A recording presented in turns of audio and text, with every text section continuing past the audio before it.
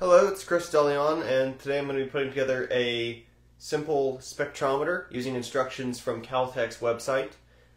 Unlike some of the other options out there for putting together your own spectrometer at home, this is not an especially scientific kit. This is more of a something maybe kids might do in a high school classroom for science, just to kind of show that there's different spectrums of light that come from different light sources.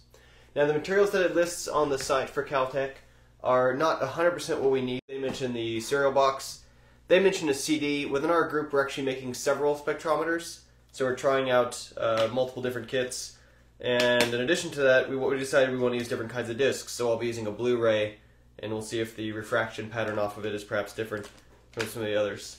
As well as they mentioned, so the cereal box, the aluminum foil, which I seem to have over here. Let's see, we need a roll of tape.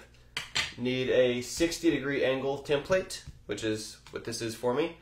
Let's see. They don't mention the tape measure. We actually need a tape measure.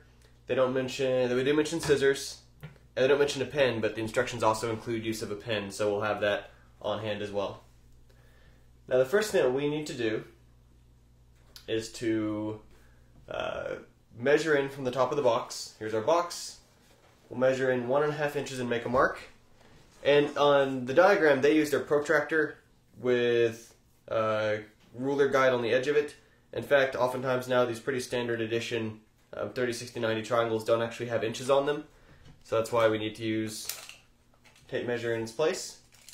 So we're going to measure in from the top of the box 1.5 inches and make a mark. Let me get my pen out for that. 1.5. Okay, make it a couple places. Easy to see. And now we use the 90-degree part of our triangle tool to draw that line straight across, which you can see I got started doing because I've looked ahead.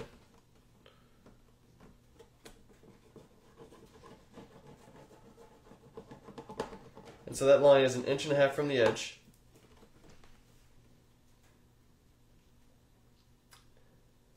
Now we cut this part off.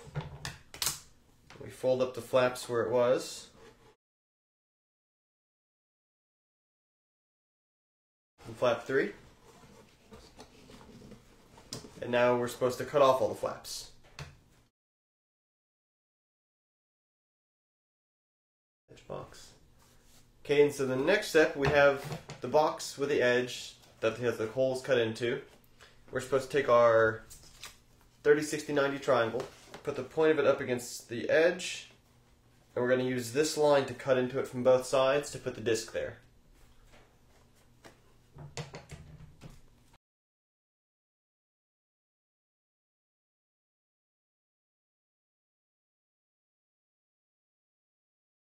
Because this design allows me to keep the disc intact, we can use the BluRay for it, which we want to use a BluRay since they're still in use for one of the other designs.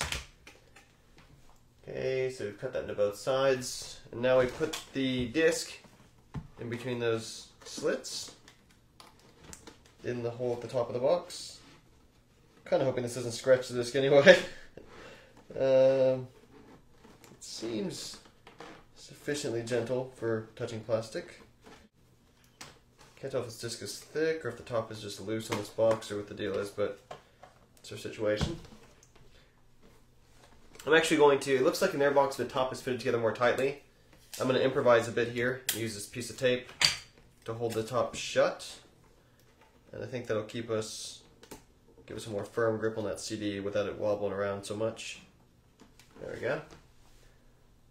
So now we're going to cut a rectangle out of the opposite long side of the box. So over on this end should be the width of the box and about 1 inch high, and it should start about 1/2 inch from the top.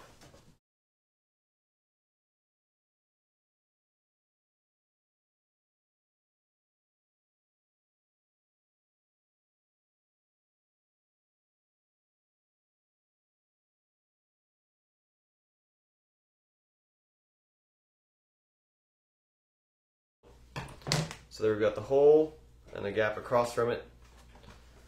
That's our design so far. We take enough aluminum foil to cover the hole and hold in half, and fold it in half. So let's get some aluminum foil. Place the crease side toward the middle of the hole and tape it in place. Okay.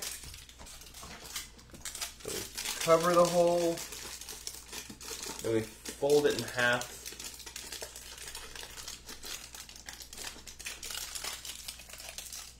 Looks like from the illustration we're just trying to, oops, I tore a slit in the foil. We'll try with a fresh piece of foil. I want to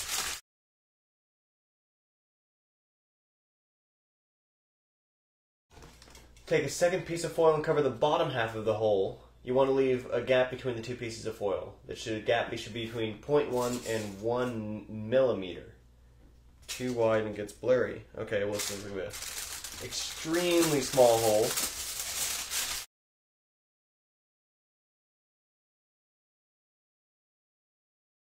And yeah, I don't know if you can see that there, but it's a very, very fine hole.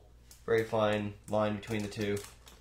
And I could probably even make it finer by sort of scrunching them a bit. Point the slit at a bright light bulb and then look into the square hole.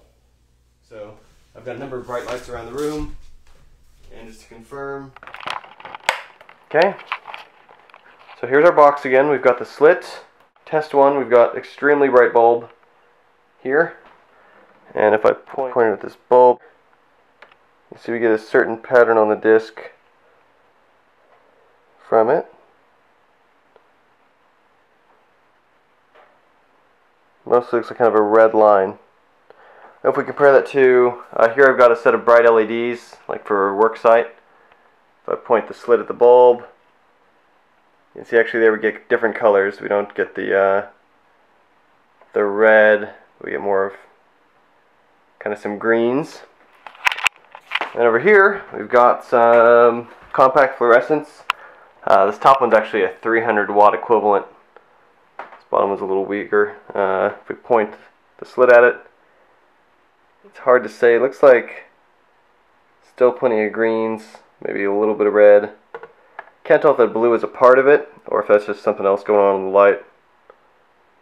But that's kind of the effect of it. Let me see if the brighter bulb gives me any better results. That one you can see some really sharp green lines, but frankly it's really tough to tell if this is like what it's supposed to be doing or if that's just an effect of you know, putting a light on a CD or a DVD. This particular type of spectrometer, not especially effective, probably not a surprise to anybody. It's not actually clear that what I was getting there. In fact, I can even try it. You know, what if I just take this BluRay disc and hold it up to a light? I suspect I still get some pretty interesting patterns off of it. Well, okay, so maybe it's effectively a mirror without the slit. So in fact, the slit was doing some good in giving us those color bands.